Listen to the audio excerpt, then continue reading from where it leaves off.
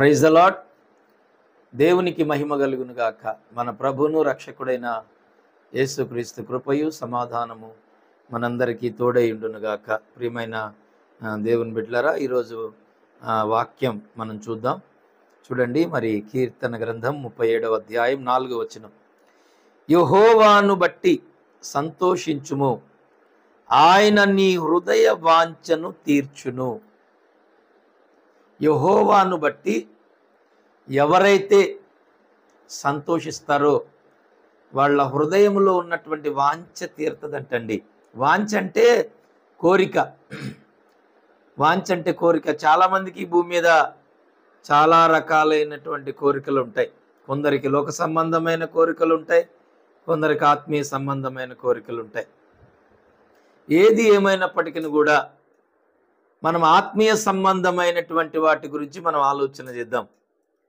ఆత్మీయ సంబంధమైనటువంటి కోరికలు, ఆత్మీయ సంబంధమైనటువంటి ఆలోచనలు, ఆత్మీయ సంబంధమైన తలంపులు అన్నీ కూడా దేవుణ్ణి బట్టి మనం ఆనందించినప్పుడు ఆయన మన వాంఛ తీరుస్తాడంటండి. వాంఛ చాలా మందికి ఉంటాయి. వాంఛ అంటే ఆశ.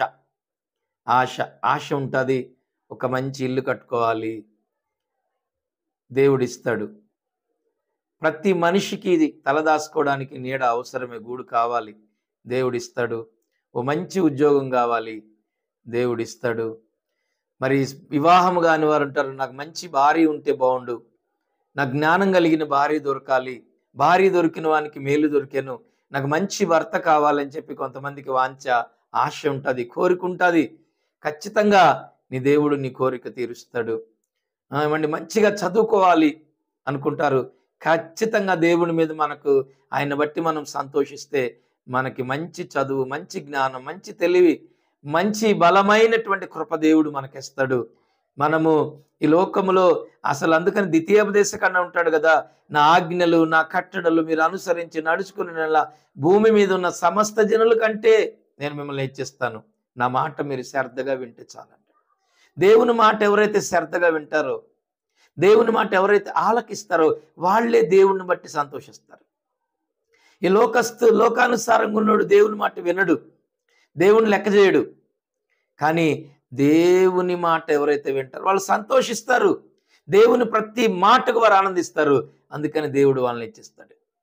ఈ లోకంలో ఒకవేళ నువ్వు బలమైన కృపావరాలు పొందుకోవాలన్నా, ఓ పరిశుద్ధాత్మ అభిషేకం పొందుకోవాలన్నా, నీ జీవితంలో ఎలాంటి స్థాయిలో నువ్వు ఉండాలన్నా ఆయన అంటాడు, నీవు నన్ను బట్టి నువ్వు సంతోషించు, ముందు నీ హృదయ వాంఛ నేను తీరుస్తాను. నీకు ఎలాంటిదైనా సరే, మానవులమైన మనకి కొన్ని కష్టం, కొన్ని మనం చేయలేని ఉంటాయి.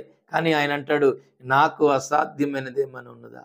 దేవుడు చేయగలిగింది సమస్తము చేయగలడు. దేవుడు చేయలేనిది ఏం లేదు. మరి 100 ఏళ్ల వయసులో అబ్రహాంకు దేవుడు సంతానం ఇవ్వలేదా? ఇచ్చాడు. దేవుడు ఆశ్చర్యమైన కార్యం చేశాడు. మోసగాడు అని చెప్పి ఎంతోమంది యాకోబుని అంటా ఉంటే మరి యాకోబుని దేవుడు మరి ఇశ్రాయేలుగా మార్చలేదా? ఏమండి, గొర్రెల కాపరైనటువంటి దావీదుని మరి ఇశ్రాయేలుకి రాజును చేయలేదా? ఏమండి, హంతకుడైన మోషేని ఒక గొప్ప ప్రవక్తగా దేవుడు వాడుకోలేదా? దేవునికి అసాధ్యమైనది ఏముందండి? ఆయన బట్టి మనం సంతోషిస్తే దేవుడు మన జీవితంలో గొప్ప కార్యాలు చేస్తాడు. ఈరోజు నువ్వు ఎక్కడున్నావో, ఏ స్థితిలో ఉన్నావో, ఏ పరిస్థితిలో ఉన్నావో ఆ స్థలంలో ఉండి నిజంగా నువ్వు సంతోషించు. ప్రభు చేసిన కార్యాలు, ప్రభు చేసిన మేలును బట్టి ఆయన్ను ఆరాధించు, ఆయన స్తుతించు. నువ్వు స్తుతిస్తున్నప్పుడు నీ స్థితి మారిపోతూ ఉంటుంది. దేవుడు నిన్ను హెచ్చిస్తాడు. దేవుడి మాటలు దీవించును గాక. ఆమేన్. ఒక చిన్న ప్రార్థన. కృపా సత్య సంపూర్ణుడు అయిన నా యేసయ్య, నీ పాదాలకు వందనాలు. ఈ వాక్యం వింటున్న ప్రతి బిడ్డ నిన్ను బట్టి ఏ స్థితిలో ఉన్నా నిన్ను బట్టి వారు సంతోషించినట్లుగా ఆ కృప వారికి అనుగ్రహించండి. వారి గతాలు, వారికి ఉన్న బాధలు, కష్టాలు, ఇరుకులు, ఇబ్బందులు, శ్రమలు, సమస్యలు, నిందలు, అవమానాలు తలపోసుకొని బిడ్డలు ఎవరు కృంగిపోకుండా వాటన్నిటిని మరచిపోయి నాయన నీ సన్నిధిలో వారు నిన్ను బట్టి సంతోషించాలి. ఆ బంధకాలు, భారాలు మీరు తొలగించండి నాయన. బిడ్డలకు ఉన్న అపవాది కట్లు మీరు తీసివేయి నాయన. అపవాది కలిగించిన వ్యాధులను స్వస్థపరచు నాయన. ఇబ్బందుల నుంచి, ఇరుకుల నుంచి, పేదరికం, దరిద్రం, లేమి, కరువుల నుంచి విడిపించు నాయన. ప్రతి బంధకాల నుంచి బిడ్డలను విడిపించి వారు నిన్ను బట్టి సంతోషించులాగున వారి హృదయ వాంఛను తీర్చమని యేసునామములో అడుగుచున్నాను తండ్రి. ఆమేన్, ఆమేన్, ఆమేన్. God bless you. మీ అందరికీ వందనాలు. Praise the lord.